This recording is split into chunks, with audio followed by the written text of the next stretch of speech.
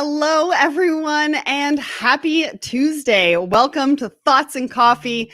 I am so excited to be here with you this morning. There are so many exciting things happening in the world of supply chain, and I can't wait to introduce you to our guests today. But first, I'm going to introduce myself, and then I'm going to let you know what is happening on Let's Talk Supply Chain this week. So my name is Sarah Barnes-Humphrey. I am the founder and host of Let's Talk Supply Chain podcast, the Blended podcast. I'm actually now a co-host. Madison Mobley has joined me as a permanent fixture for Blended, and she's going to be my co-host moving forward, which is exciting news. And I'm also the CEO of Ships, which is a brand new platform that's bringing together freight providers and importers and exporters when they're shipping air and ocean freight, just to make it that much easier. All right, let's talk about what's happening on Let's Talk Supply Chain. Speaking of ships, the episode that came out on Monday is a really fun one because I am on the other side of the microphone. That's right. Jonathan Kemp from Australia. He is the CEO of Verify, and he took the position of host for this episode to ask me all sorts of questions about ships. So we talk about who we are, how we got started, what it means for you, real life stories of how we've helped our customers, and so much more. So go and check that out over on letstalksupplychain.com/podcast.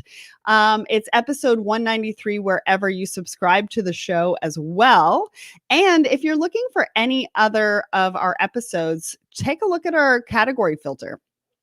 Because you can actually find all of our episode based on the category that you're looking for a solution to potentially a supply chain problem. So yeah, episode 193, wherever you listen to the show. I've got some exciting news because later on tonight, that's right, 5:30 p.m. Pacific, which is 8:30 p.m. Eastern, I am going to be moderating a panel discussion at CSCMP Silicon Valley. I can't wait. We're going to be talking about jobs and careers and recruiting in supply chain. So if you can go and join us, we do have the link to register over on the Let's Talk Supply Chain LinkedIn page. And then, of course, we've still got Manifest coming up in January as well. Some other really exciting stuff coming up. We've got our 200th episode. Plus, we are rolling out so many amazing new things this month. We have got some big news that I can tell you about in a couple of weeks. We've also got a brand new live stream show about DEI that I'm going to tell you more about hopefully next week. And we've also got a new show coming up at the end of May. That's right, 12:30 p.m. Eastern. It's going to be the last Thursday of every month. Our very own Abby Baird, who runs our TikTok, is going to be hosting her very own show geared towards the next generation of supply chain. So we've got a lot of exciting things that are coming up on Let's Talk Supply Chain, and I can't wait to tell you all about it. All right, let's bring up our guest. Adebayo, are you ready? Good morning. Good morning. Good morning. I hope everyone can see me. Yes, absolutely. That's fine. I like to remain cool. Cool. Well, before we get started, I know everybody is probably expecting to see Audrey this morning. Audrey had a bit of an emergency, so we're sending some love and light over to her, and she will be back in studio with us and live on the screen in the next couple of weeks. Adebayo, last minute, was very gracious to say yes to come on Thoughts and Coffee this morning. And I'm so glad that you did, because you and I have been having some amazing conversations over on Clubhouse. Want to bring that over to Thoughts and Coffee. So why don't we get started by you giving an introduction as to who you are and what you do? I think my glasses is kind of reflecting, so probably better now to have. Okay, awesome. Yes, my name is Adebayo Adeleke. I am the president and the CEO of Adebayo Adeleke LLC's service disabled veteran owned company that uses technology as for advisory and consulting on areas of supply chain and logistics. So we're kind of a global brand. We're not only centric to North America, but we kind of monitor supply chain end to end globally. But my area of specialty is the supply chain risk management and also geopolitical supply chain. I'm always talking about supply chain. I'm kind of an addict.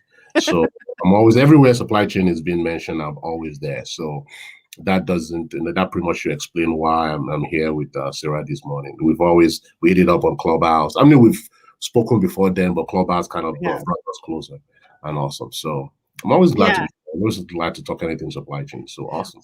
Well, a couple of things that I should mention. So you were on the show late last year. And if anybody did not check out that episode, I highly recommend that you do, because we did a deep dive into your background in the military and in logistics. And we've had some really great feedback on that show. It was really, really good. The other thing that I should mention is congratulations, because you've got a brand new site, which we now have up on the screen. So if you want to go and check that out, that would be good. Awesome.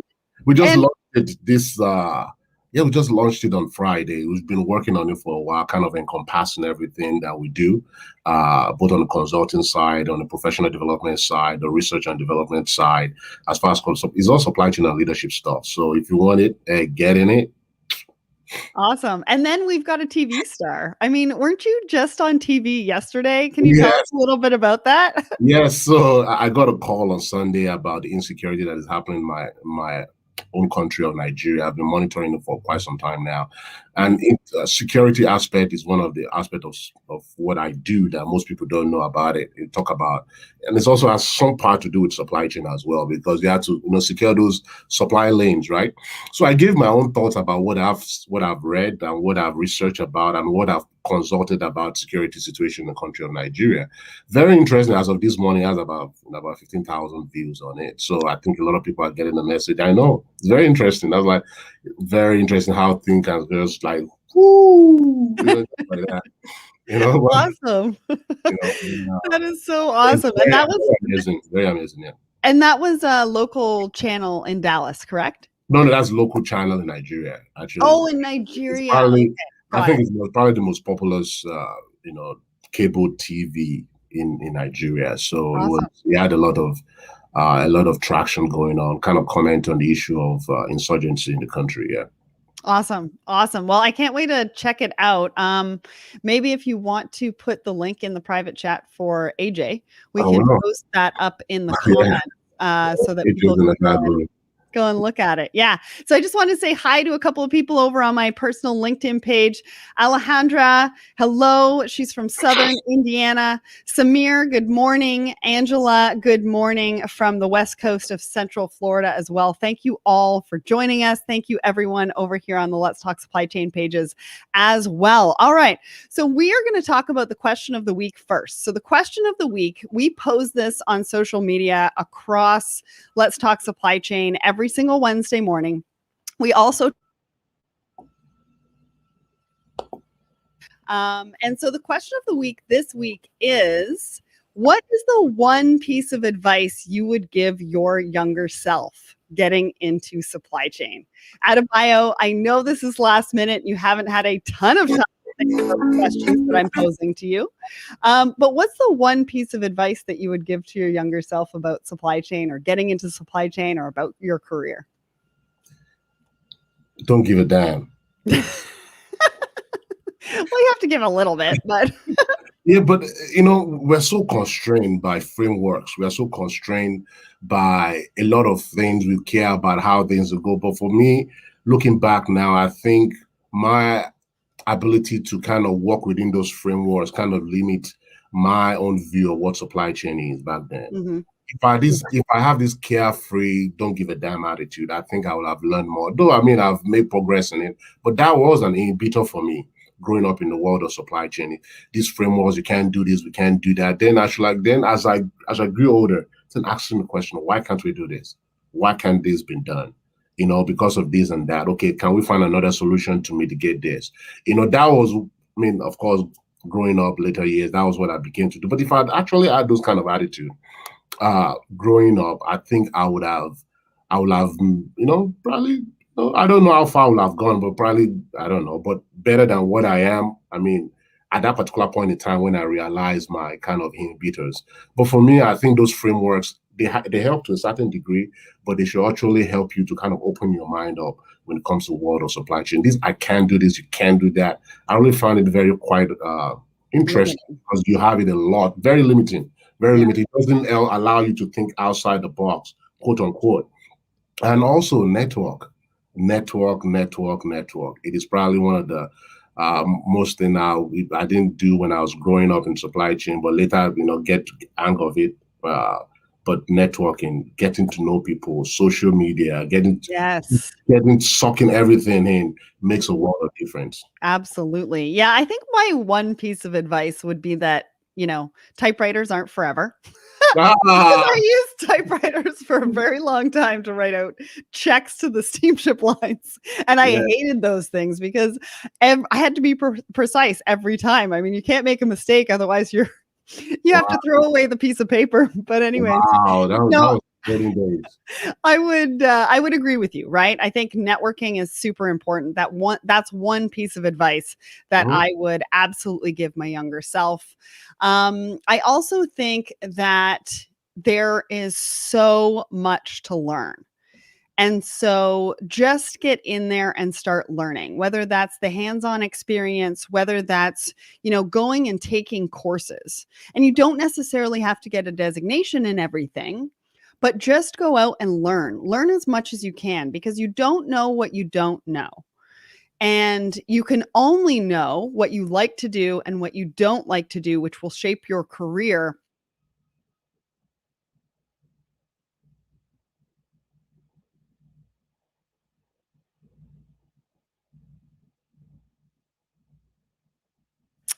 Sorry about that. I think that was my internet.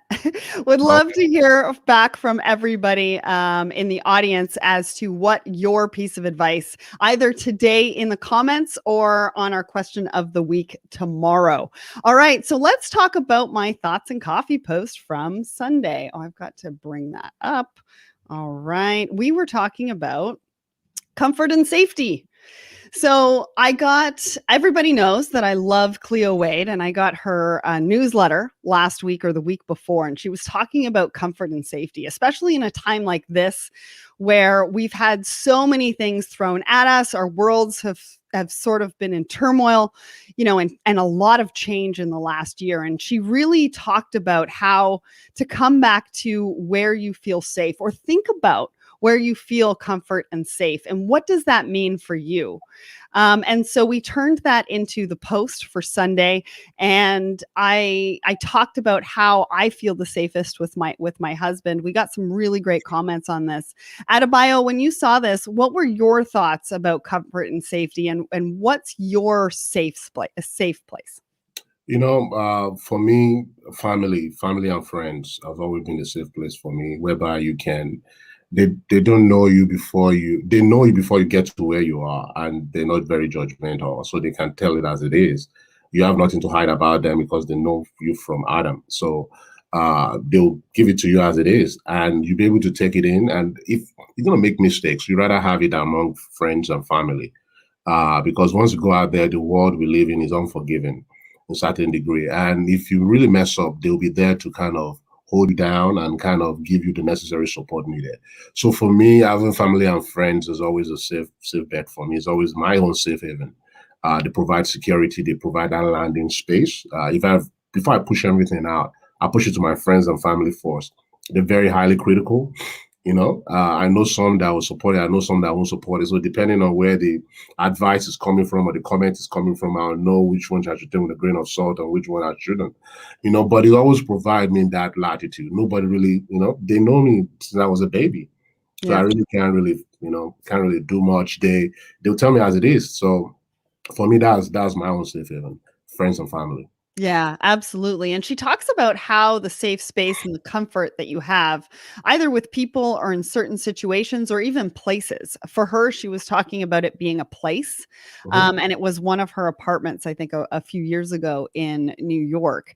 And how, if we don't have that safe space to be able to be who we are, it really holds us back, not only in our personal lives, but also in our professional lives as well. So I encourage you to go and check out that article. We will be putting that in the comments as well. So you can go and check that out and see Yeah, other people's comments I and did. and I think, one of the comments that we had was the difference between comfort and safety, which I thought was really interesting as well. So would love to hear from you guys on that one as well. I do want to give a shout out because I think we have your operations manager here. over on my Oh, personal link. oh my God, that's Sarah. More Her so name I is, wanted her to name is Sarah shout too. out Sarah, right? Her name Yes, is Sarah. Sarah too. Yes, yes. Yeah. You guys So better say. hello, Sarah. So hello, Sarah, and thanks so much for joining us. All right, so now it's time for our supply chain topics, which is always a lot of fun. So our first topic for today is around Eric Johnson's The Log Tech Letter. Eric Johnson works for JOC and IHS Market, and he puts out a blog every single week, and we take a look at his articles every couple of weeks when Audrey's on the show. And so today, this one is about VCs. So Eric talks a lot about technology and logistics and supply chain. He's also talking about funding. And we've seen a lot of funding being thrown at supply chain companies. One of the most recent ones is Chain.io, which I want to give a big congratulations to Brian Glick and his team over there as well, because I know it was a long time in the making and something that Brian is absolutely proud of for not only himself, the company, as well as the team. And so the question that I have for the audience right now for this particular article before we get into it is, where would you like to see more investment in logistics and supply chain? And so, Adebayo, when you were reading this article, what did you think about this? I mean, you're really well ingrained in supply chain. You've got lots of thoughts on blockchain and AI and robotics. So tell me, what did you think of this article and where we're going as far as funding to really, energize the industry and create more innovation? I really love it. The reason because the supply chain has always been the afterthought when it comes to this kind of funding. Everyone will have we have all these fintechs, everybody's funding all these high and awesome ideas, but nobody is really giving so much love to the supply chain. And every trade, every economy runs on supply chain as the backbone. So I'm really enjoying this this light being kind of shine on VC in supply chain world. And for me, I don't think we have enough so far. I think a lot of people, there's so many ideas on how to bring all these elements, all these processes within supply chain, and there's a lot of missing gaps. So ability to and fund a lot of folks that actually collaborating and working in that space to bring all these processes together will be awesome. So I, for one, I mean, in the area of blockchain, there's still the need for it. Sustainable supply chain, there's still the need for it. Even in logistics, there's so much antiquated processes that is in place that we need people to go in there and come up with awesome solutions to kind of remove all this antiquation and make it quite seamless. Because if we are moving into this the fourth industrial revolution of automation, we need a lot of gap to be closed. So I am awesome all Well, about so yeah, one of the things that came up in this article for me is that, if I'm sitting in the audience, right, there's so many different technology companies that are coming Mhm, out and solving different problems for supply chain and logistics. One of mhm. the things that struck me from his article was he said there's actually less opportunity than investors. So that means that there's more investors than there are opportunity in supply chain tech, which kind of baffled me, and I'm sure baffles the audience as well, because we have so many new and amazing innovations coming out all the time. And so I thought that was interesting. But I But it also want depends to on bring the landscape at up. which he's using actually. Depending on the landscape which he's using. If he's looking at America as a landscape, then there might be less opportunity. But outside North America, there's plenty of opportunities outside in different countries, in different environments. So I mean, and this boils to the framework because we have developed infrastructures to support things and that not too many opportunities. But if you go to other parts of the world whereby there is less infrastructure and there is beaucoup amount of opportunities. So I might have to kind of, pivot a bit from his point of view because there's tons of it. I mean, I'm not looking at it from North America, but other part of the world which I am privy to and I consult on a day-to-day basis with, there's too much actually, and there's less investors. Yeah. Well, and I also think, I've brought this up before, is where is the investment for the female founder? Because I'm not seeing as much investment in supply chain and logistics for female founders. And so I would like to see more of that and more conversation being had around that as well, because I know, from my own personal experience and my own personal journey, in getting funding for my tech company, it has been extremely challenging. And so I think we do need to talk a little bit more about that as well. But All right. Sarah, oh, before you go, Yeah. the last time I Yeah. came on here, we talked about some ideas that came. And I think that, I mean, we spoke about some ideas that came during your last show. I was here. And I think another thing that came to mind is for female founders in supply chain that really want their program or whatever they're working in to be funded. I think we can create a portal where people can dump the ideas over there. They're female founders and pick up investors from there. You never know, because a lot of people don't know what they don't know. They don't know Yeah. who is working what. So that could be something that somebody can pick on. Yeah. Exactly. All right. So our next topic, this is a fun one. And the reason why I picked this was because it's all about the ketchup. I don't know if you guys have noticed this. And the question that I have for you is, do you collect ketchup packets? Because when I was reading this article, I found out that we have a major ketchup shortage. Because restaurants have gone from dine-in to takeout, they have been using way more ketchup packages than they would usually use. Last year, I think they said that ketchup is most consumed at restaurants, and they sell 300,000 tons of ketchup every single year. And so this article goes on to talk about the shortage, not only because of COVID, but because of the supply chain disruptions and all sorts of stuff. And so it's a really, really fun article around who uses ketchup, who's loyal to Heinz and different brands, and how they're going to move away from Heinz because they want to try out new brands, or they're forced to try out new brands. And what really struck me, I thought was crazy, is that in 2020, because of the pandemic, ketchup at home actually reached $1 billion in sales. And so Heinz is scrambling right now, and they are increasing their capacity by 25%. So the reason why I'm asking you if you collect ketchup packets is because small businesses and small restaurants are struggling right now to provide their customers with ketchup packages. So if maybe you have that haven't been expired, you might want to call some local restaurants. Adebayo, what did you think of this one? That's awesome. It's very, very funny. But it's inevitable as well too. So, but I wonder how local restaurants would feel like if I donate my McDonald's ketchup to them. They're gonna use it I because know they probably wouldn't take it. like why am I getting McDonald's ketchup in my food? But it shows the lasting effect of COVID, and we've not even seen the end of it.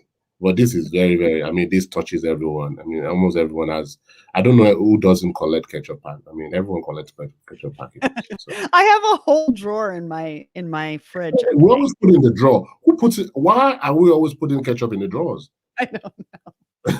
Okay, so I have a question for you. Do you keep ketchup, like open ketchup bottles, in the cupboard or in the fridge? In the cupboard. See, I keep it in the fridge because ketchup should be cold. Came up with that bright idea. I thought it's supposed to be room temperature either way. No, I've always kept it in the fridge. All right. I want to know from all of you, forget that. Do you collect ketchup packages? I'm now asking you, do you keep your ketchup in the cupboard or you keep your ketchup in the fridge? I want to know if you like cold ketchup or room temperature ketchup. It'd be interesting to hear people's point of view on this one, but I'll keep it in the cupboard, and I think it's supposed to be room temperature. I don't want my ketchup to be cold. Yeah, it needs to be a little bit cold. I don't know for me.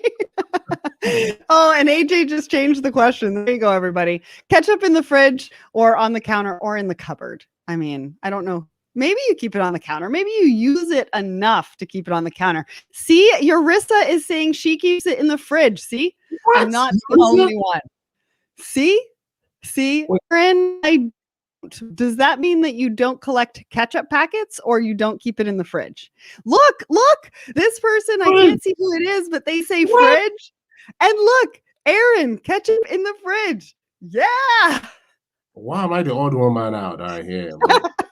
You might want to rethink your ketchup strategy there, Adebayo. Wow, that's funny. That's funny. Oh, Oh, that is awesome. I love, love, love, love, love that article. Larry has joined us over on the personal LinkedIn page. Just want to give him a shout out as well. And everybody over there who's tuning into this conversation. All right. Last but not least, and I know one of the reasons why I picked this article is because I think that it's fascinating. I think it's also something that you are very passionate about as well, Adebayo. And third, I also wanted to recognize Brian of Yes, Refashioned. Spent a lot of time with him on Clubhouse over the last yes, couple of months. I've yes. known Brian for a little while, and him and Lisa are doing some amazing things in supply chain. And so wanted to also showcase this article for a number of different reasons. Obviously, it's an important topic. We wanted to recognize Brian and Lisa and how they are they're looking to build a fund for supply chain tech of $10 million, and they're working really hard to do that. And it also talks about a few other people that are doing different things in supply chain from different perspectives. And a lot of them have come from immigrant families. And that's why the title of it, How Immigrant Investors Are Rebuilding U.S. Supply Chains. So my question to the audience is, how fragile is our supply chains? After everything that we have gone through in the last year, supply chain has obviously come to the forefront. We're talking more about supply chain. More people know and understand about supply chain and how important it is. So what have you seen? How fragile is the supply chain? Because I think, a lot of things have come to light. Adebayo, what's your thoughts on this? I'm gonna equate. I mean, I love what Brian is doing, and we need to have more. And I think it speaks to where people are coming from. They understand the effect of supply chain and how it kind of drives the economy. So I'm expecting to see more of this. I like equate. Our supply chain is quite fragile. So I equate supply chain to a democracy.